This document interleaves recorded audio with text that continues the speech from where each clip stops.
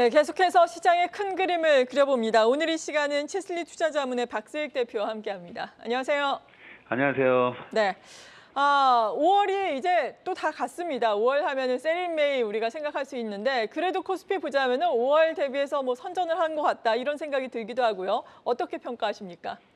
네, 할로윈 전략이 굉장히 유용하게 쓰이기는 하는데, 우리가 세린 메이를 할 거냐, 아니면 스테이 인 메이를 할 거냐, 뭐 이런 부분에 대해서, 지난 우리가 겪었었던 2020년 코로나 때를 생각해 보시면, 코로나 때 3월 달에 바닥을 찍고 올라올 때, 세린 메이를 했었더라면, 나머지 그 2100에서 3300까지 가는 그 강한 장을 다 아마 놓쳤을 거거든요. 반면에 작년 5월달 같은 경우에는 떨어지는 추세에 있었기 때문에 저 같은 경우에는 이제 스테이 인 메이 했다가 고생을 했지만요. 떨어지는 추세에서는 세리메이가 맞았다라는 걸 알 수가 있습니다.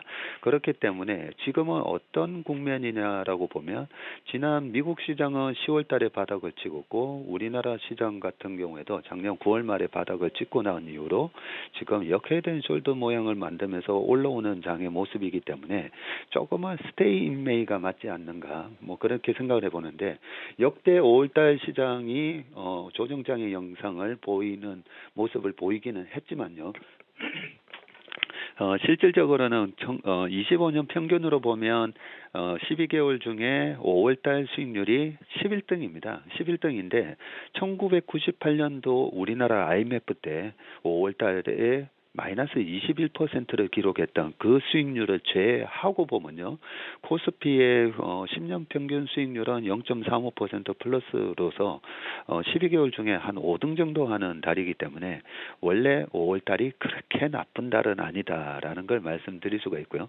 지금 지수를 보면 이번 달에도 플러스 한 2.2% 나오기 때문에 나름대로 상당히 선전을 하고 있다는 부분은 맞습니다. 그런데 앞으로가 중요하죠. 앞으로가 중요한데 6월달 시장은 어떻는지 컨트롤 먼저 말씀을 드리면 6월 시장은 코스닥 같은 경우에는 12개월 중에 12등입니다. 가장 수익률이 안 좋은 달이 보통 9월, 10월로 생각하시는데 9월, 10월 달이 10등, 11등이고요.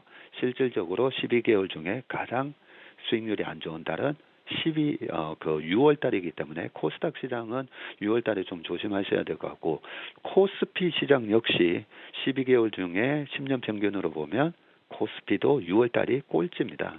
12등이고요. 그래서 6월 달 장을 약간 조정장으로 이제 생각하시고 시장을 대응하시는 게 맞는 것 같고 반면에 7월 달 장은 코스피는 12개월 중에 3등을 기록할 만큼 나쁘지 않은 장입니다. 코스닥도 한 5등을 기록하는 장이기 때문에 7월 상승장을 보면서 보통 증시에서는 썸머 랠리가 오는 거 아닌가라는 얘기를 늘 하거든요. 그렇기 때문에 이번 6월 장의 조정을 잘 이용해서 7월 장에서 또 수익을 내는 그런 그림을 가지고 대응을 하시면 될 것 같습니다. 네, 그렇다면 6월장에 어떤 종목들을 조정 시 매수 전략으로 임해야 할지가 관건인데 지금 엔비디아의 실적 발표로 인해서 어제 오늘 가장 핫한 것이 또 반도체 아니겠습니까? 반도체 업황 바닥론에 이어서 AI가 또 이끌어주면 내년에 수요가 또 급증을 할 수 있겠다 이런 전망도 사실 나오고 있는 상황인데 반도체에 대해서는 어떻게 생각하세요? 네, 먼저 우리나라에서 국내 주식 투자자분들이 가장 많이 들고 있는 주식은 다 아시다시피 삼성전자고 그죠? 삼성전자 주주가 600만 명이 넘었다라고 돼 있었는데 삼성전자가 52주 지금 신고가가 나고 있습니다. 하이닉스도 52주 신고가가 지난주에 나왔었는데요. 그 말은 지난 1년 동안 삼성전자와 하이닉스를 사신 분들은 다 수익이 났다라는 얘기입니다. 자세히 한번 돌이켜 보시면 작년 하반기부터 올 초까지 삼성전자, 하이닉스 반도체를 사는 게 맞아 지금 반도체가 이렇게 계속 수출에 있어서 마이너스 30% 40% 나오는데 반도체 주식을 사는 것보다는 이거 팔아서 딴 데 가는 게 낫지 않는가 그런 얘기들이 많았었지만 항상 우리가 주식 투자를 할 때 보면 센티멘트가 약화되고 뭔가 부정적인 시각들이 난무했을 때 주식을 사면 항상 수익을 낼 수 있다라는 거, 그 부분을 기억을 하시고 그동안에 삼성전자 하이닉스를 오랫동안 꾸준하게 매수하셨던 분들한테 축하의 박수를 먼저 드리겠습니다. 자, 그렇다면 삼성전자 삼성전자를 가지고 계신 분들은 언제 팔아야 되는가 이 부분에 대한 고민을 많이 하실 건데요. 그동안에 국내외 증권사 리포트 중에서 가장 반도체 시황에 대해서 정확하게 예측을 했던 증권사는 저는 모건 스탠리라고 보고 있습니다. 과거 2017년, 18년도에 가장 반도체가 강했을 때도 그때도 반도체에 대한 앞으로 다가올 침체에 대한 경고의 메시지를 줬었고요. 이번에도 Winter is coming이라는 그런 식으로 반도체 시장에 겨울이 오고 있다라고 하면서 벌써 1년 반 전에 그런 경고의 메시지를 줬었는데 작년 4분기부터 긍정의 메시지를 내다가 최근에 나온 리포트의 제목은 변화의 바람이고요. 그 서버 타이틀로 나오는 제목이 기다림의 게임은 끝났다라고 얘기하고 있고 여기서 기다림이란 부분은 그동안의 재고가 늘어나면서 혹독한 반도체 가격의 하락과 함께 다가온 이 침체의 국면이 이제는 끝이 나고 3분기 정도면 반도체 수급의 균형이 도달하고요. 4분기가 되면 공급이 아니라 수요의 초과 현상이 일어나면서 반도체 가격이 상승세로 전환할 것이라고 얘기를 하고 있기 때문에 우리가 반도체 같은 사이클 기업은 어떻게 매매를 하는 게 맞다고 말씀을 드렸죠. 실적이 안 나올 때 사서 실적이 왕창 나올 때 그때 저퍼에서 판다라고 말씀을 드렸습니다. 그러면 반도체 실적이 아직 나오지도 않았잖아요.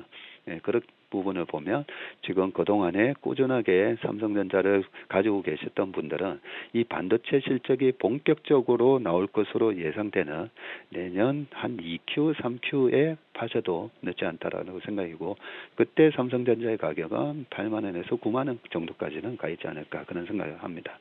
네.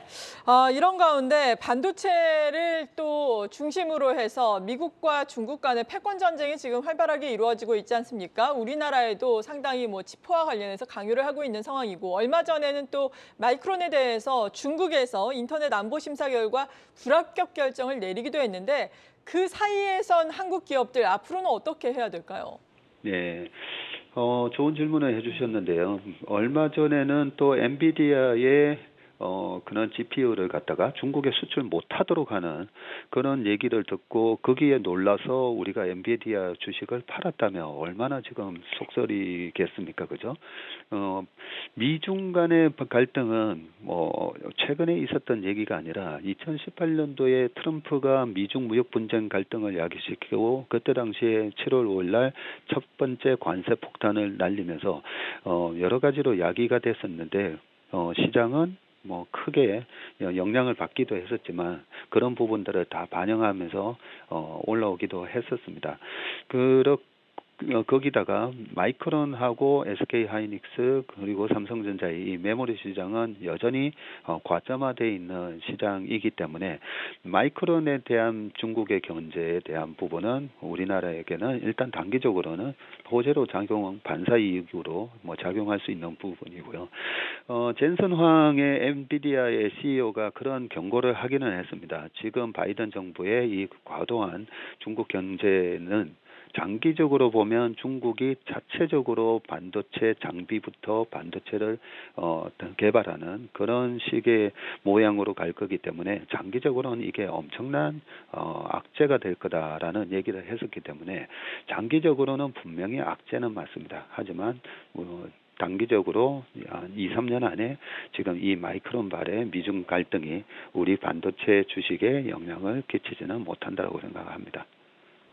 네, 이런 가운데 중국 증시의 추세가 요즘에 좋지 않습니다. 어제는 특히나 홍콩 쪽이 지수가 급락이 나오고 그리고 위안화 가치가 급격하게 또 약세를 보이고 있는 상황인데 이 부분은 걱정하지 않아도 되겠습니까? 네, 중국 증시를 보면 저도 걱정이 되는데요. 중국 섹터를 보면 너무나 우리가 중국 시장에 대해서 과도한 우려를 할 필요는 없다라고 할 수가 있습니다. CSI 300이라는 그 업종 지수를 보면 연초 이후 지금 마이너스를 기록을 하고 있거든요. 하고 있는데 금융 섹터가 차지하는 비중이 25%나 되고요. 산업재가 19%, 필수 소비재가 14%, 거의 60%가 어떻게 보면 지금 시장을 주도하는 섹터가 아닙니다. 반면에 IT 섹터는 중국 CSI 300에서도 11%나 연초 이후에 상승을 하고 있고요. 그리고 커뮤니케이션은 21%나 상승을 하면서 미국 시장의 지금 나스닥 분위기와는 거의 비슷한 분위기가 연출이 되고 있습니다. 따라서 미국 시장에도 어제 같은 경우에도 나스닥은 큰 폭으로 상승을 했는데 다우는 마이너스가 났었죠. 왜냐하면 다우 지수에는 필수 소비자라든지 유틸리티라든지 방어주들이 많기 때문입니다. 그런 측면으로 보면 지금 중국 시장의 부진의 영향은 실질적으로 IT와 이 커뮤니케이션의 비중이 낮아서 그렇지 실질적으로 전체적인 시장의 분위기는 글로벌 시장과 그렇게 나쁘지 않다, 다르지 않다라고 말씀드릴 수가 있습니다. 네. 그리고 마지막으로 대표님께서 위기를 기회로 만드는 고수들의 투자 철학이라는 책을 최근에 내셨잖아요. 어떤 내용을 담고 있는지, 그리고 마지막으로 저희 시청자 여러분들께 하고 싶으신 당부의 말씀이 있으시다면요. 예, 감사합니다. 그 책에는 뭐 제가 단독으로 쓴 건 아니고요. 네. 그 주식농부의 박용욱 회장님이라든지 윤지호 대표님, 강영현 이사님, 뭐 이선엽 이사님 등 많은 그 고수들과 제가 대담을 했던 내용이 담겨져 있는데 그 책 제목을 제가 위기를 기회로 바꾸는 고수들의 투자 철학이라고 지은 이유가 우리가 주식에서 돈을 벌기 위해서는 항상 모두가 좋다라고 했을 때 기회가 있는 게 아니고요. 모두가 위기라고 했을 때 항상 투자의 수익에 기회가 있었던 점을 생각을 하시면 될 것 같고요. 그런 측면에서 지금은 위기를 많이 얘기하고 있는가, 기회를 얘기하고 있는가라고 보면 여전히 시장에서는 위기를 많이 얘기하고 있다라는 점이 아직까지 우리가 투자를 해서 수익을 낼 룸이 많이 있다라고 말씀을 꼭 드리고 싶습니다. 네, 지금까지 채슬리 투자자문의 박세익 대표였습니다. 감사합니다.